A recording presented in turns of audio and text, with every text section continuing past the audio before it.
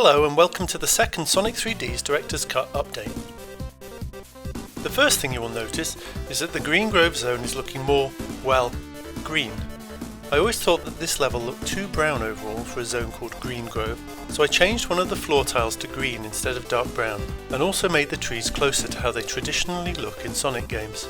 I've also tweaked Sonic's palette as well to be closer to the original games. The second thing you may notice is, along with the score, I've added a level timer as well. This way you can keep an eye on how well you're doing in terms of your time bonus.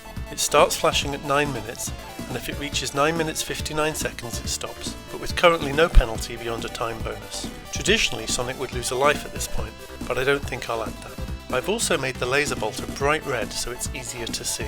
I've made some more changes to the flicky icons.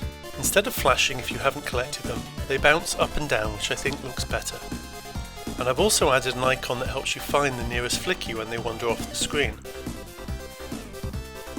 This definitely helps with finding them once they're free.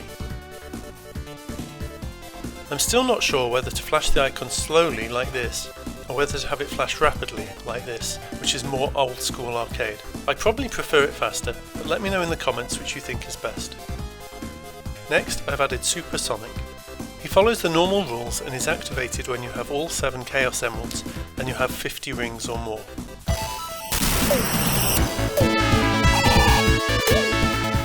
While active, Sonic is invincible and runs at his highest speed. Once activated, it consumes 1 ring a second and stays active until you have no rings left. As Super Sonic, you can still pick up shields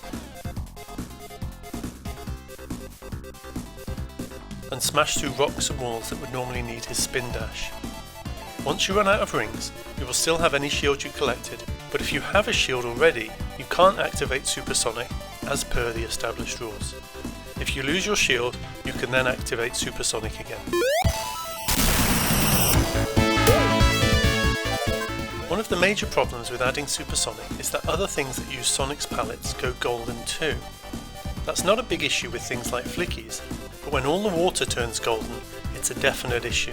None of the other available palettes had any blues I could use for water instead of Sonic, so I tweaked the greys that the creatures on these levels use to be more bluish, and I wrote a bit of code to live swap the palette during the scroll.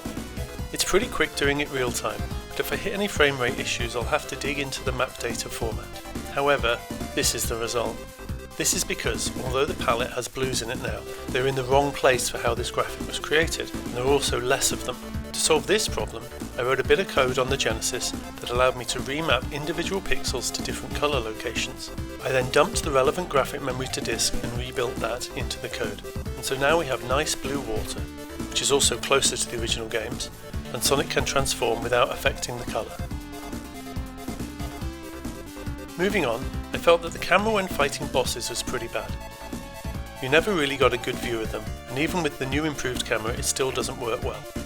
So I've written a new camera which I'm testing with the first boss here. You can see that it's a lot better at keeping the boss framed on screen as you run around, without stopping you being able to find rings and move around freely. I'll hopefully be rolling this out to all the other relevant boss fights too. Finally, I've tweaked the collision boxes for cannons and trapdoors, making them less frustrating to use.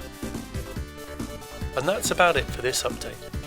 If you're enjoying these updates, please leave a like, or perhaps even consider subscribing. And until next time, thank you so much for watching.